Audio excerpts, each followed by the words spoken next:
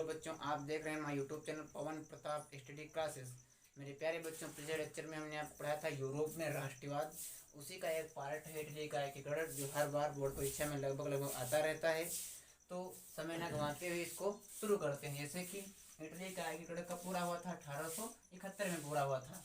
और जब लिखेंगे तो इसमें एक हेडिंग हम ये भी लिख सकते हैं कि इटली के एकीकरण में महत्वपूर्ण भूमिका निभाने वाले व्यक्तियों के नाम। तो कौन था? कावूर, मैजनी और इमैनुअल द्वितीय, और एक थे गैरीबाल्डी।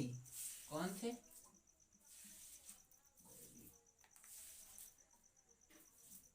गैरीबाल्डी। एक कावूर का नाम काउंट कैमलो कावूर था, मैजनी का पूरा नाम जिउसेप्पी मैजनी था, और इमैनुअल द्वितीय का पूरा नाम विक्टर इमैनुअल द्वितीय था। इतनी बात आ गई समझ में।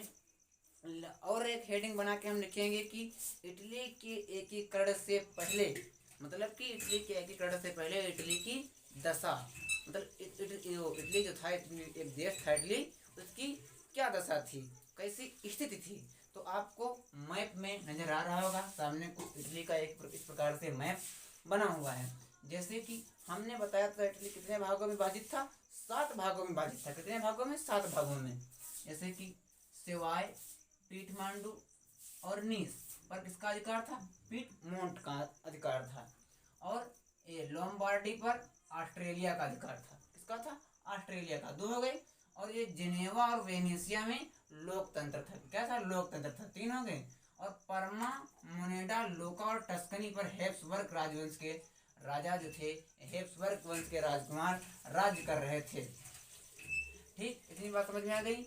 और ये पेपल्स, यहाँ पर पोप का शासन था जिसकी राजधानी रोम थी। और नेपल्स और सिसिली पे बुर्बो वंश के राजाओं का राज्य था। इस प्रकार इटली कई भागों में क्या था? विखंडित था। तो इटली का एकीकरण की प्रक्रिया में इन लोगों ने महत्वपूर्ण भूमिका निभाई। और फिर हम हेडिंग डाल के लिखेंगे इटली के एकीकरण में आने वाली बाधाएं। मतलब क्या बाधाएं थी? तो ये बाधाएं बहुत सारी थी। जैसे कि आप लिख सकते हैं हेडिंग बना बना के, जैसे कि राजाओं की सहमति भी नहीं थी।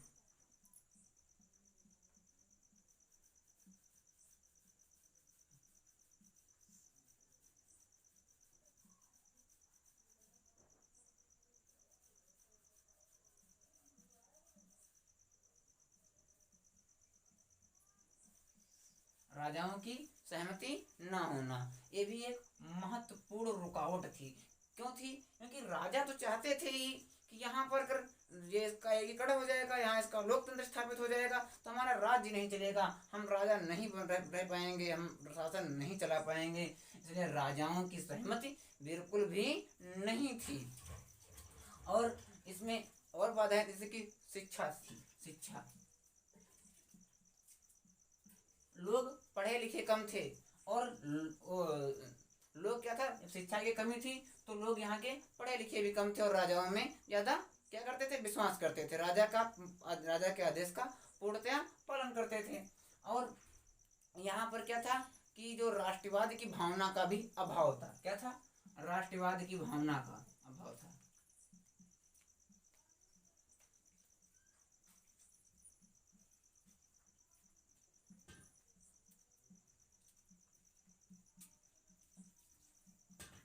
क्या था? राष्ट्रवाद की भावना का भी एक यहाँ पर अभाव था। यहाँ की जो जनता थी और राष्ट्रवाद के प्रति पूर्णतया जागरूक नहीं थी। और इसमें कुछ देश भी भूमिका निभा रहे थे, जैसे कि हमारा फ्रांस था और था ब्रिटेन। कौन था? फ्रांस और ब्रिटेन था। इसका जो व्यापार था वो इधर से हुआ करता था, और ये नहीं चाहता था कि यहाँ अगर जो लोकतंत्र स्थापित हो जाएगा, इसका एकीकरण पूरा हो जाएगा, तो हम अपना व्यापार इतनी अच्छे से नहीं कर पाएंगे। तो ये सारी इसकी रुकावटें थी। और फिर हम हेडिंग डाल के लिखेंगे इटली के एकीकरण में सहायक तत्व। क्या कौन से क्या लिखेंगे? इटली के एकीकरण में होने वाले सहायक तत्व। तो कौन से तत्व थे? वही हमने आप पढ़ाया था 1789 में। 1789 में फ्रांस की क्रांति हुई थी।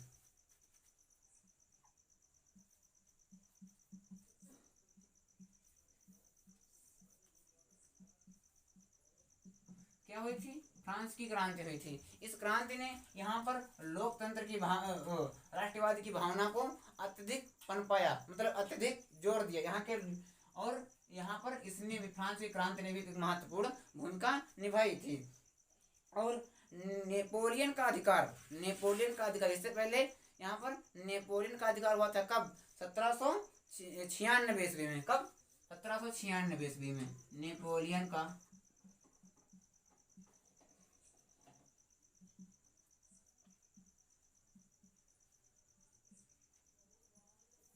कब हुआ था? 1796 में। कब हुआ था बच्चों?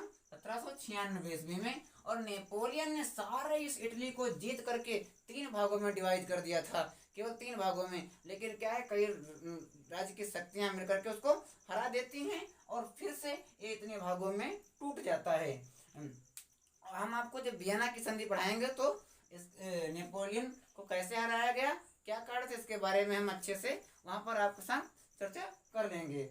और यहाँ पर गुप्त क्रांति की गई थी, और यहाँ पर गुप्त क्रांति की गई थी। और मजदूरों के द्वारा, कोयला मजदूर के, कोयला के खान में मजदूर काम करने वाले थे,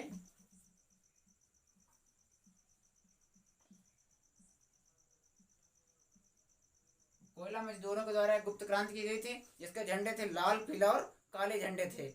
इन्होंने भी कुछ महत्वपूर्ण भूमिका निभाई थी।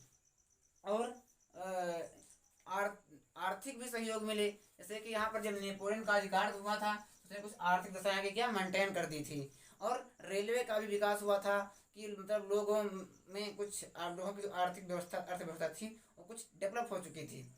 और कुछ सहायक तौर थे, जैसे कि यहाँ पर, और एक रुकावटें कुछ यहाँ पर भी और आ रही थी। जैसे अगर किसी भी यहाँ पर राज्य में कोई भी विद्रोह किया जाता था तो उसको तुरंत ये दबा दिया करते थे, तुरंत दबा दिया करते। खास करके ऑस्ट्रेलिया बिल्कुल भी नहीं चाहता था कि ये क्या हो जाए, ये यहाँ पर इसका एकीकरण हो जाए, क्योंकि इसने इसके इतने भाग पे अपना कब्जा कर रखा था, इतने भाग ऑस्ट्रेलिया ने।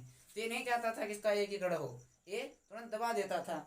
जैसे कि पेटमोंड और सार्डेनिया का विद्रोह हुआ कब? 1830 में। 1830 में पीटमोंड और सार्डेनिया, पीटमोंड और सार्डेनिया का जो एक यहाँ पर क्रांति हुई थी, मतलब कह सकते हैं एक विरोध किया गया था, यहाँ के राजतंत्र का विद्रोह किया गया था, तो उसको ऑस्ट्रेलिया के द्वारा बलपूर्वक दमन कर दिया गया था, रोक दिया गया था। ऑस्ट्रेलिया के द्वारा बलपूर्वक इसको रोक दिया गया था। इसको 1830 में, जब यहाँ पर विद्रोह किया गया था, किसका? पिटमोंड और सार्डेनिया के द्वारा।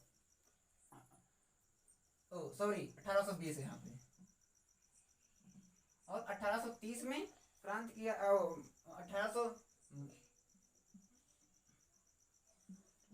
1830 में ये यहाँ पर जो विद्रोह किया गया था वो क्या गया था? परमा और मुनेडा के द्वारा यहाँ पर 1830 में विरोध किया गया था, जिसका भी दमन किसके द्वारा? ऑस्ट्रेलिया के द्वारा ही कर दिया गया था। कब हुआ था? 1830 में। 1820 में ये पिटमोंड और सार्डेनिया के द्वारा किया गया था, और 1830 में ये परमा और मुनेडा यहाँ पर यानी कि हुआ था, इसका विरोध किया गया था, यहाँ पर किया गया था, तो भी ऑस्ट्रेलिया के द्वारा उसका मतलब वो पूर्णतः दबा दिया गया था।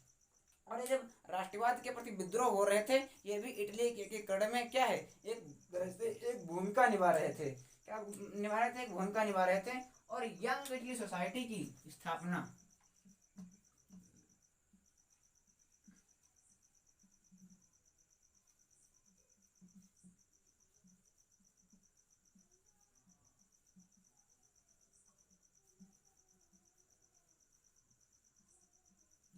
यंग इटली सोसाइटी की स्थापना ने, तो इसमें इसके कड़म में क्या किया? महत्वपूर्ण भूमिका निभाई थी। और इसका किया किसने था? इसकी स्थापना, यंग इटली सोसाइटी की स्थापना किसने की थी? जियोसेपी मैजिनी ने, मतलब ये मैजिनी साहब ने की थी इसकी स्थापना, यंग इटली सोसाइटी की। यंग इटली सोसाइटी की स्थापना की थी मैजिनी ने, जियोसेप्पी मैजिनी ने। कभी कभी अति लघुत्तरी में ये प्रश्न पूछ लेता है। तो इस प्रकार से क्या होता है बच्चों, इटली का एकीकरण पूरा हो जाता है। और यहाँ अब हमने आपको इटली का एकीकरण पढ़ा दिया। अब मिलते हैं अगले लेक्चर में, तो हम आपको जर्मन का एकीकरण पढ़ाएंगे और उसके बाद वियना की संधि भी पढ़ाएंगे। तो मेरे प्यारे बच्चों, मैं आपसे वीडियो के अंत में एक रिक्वेस्ट करना चाहूँगा कि आप हमारे इस चैनल को देख रहे हैं पवन प्रताप स्टडी क्लासेस को, तो कृपया आप लाइक करें, कमेंट करें और सब्सक्राइब करना ना भूलें। जय हिंद दोस्तों, मिलते हैं अगले लेक्चर में, तब तक के लिए बाय बाय, धन्यवाद।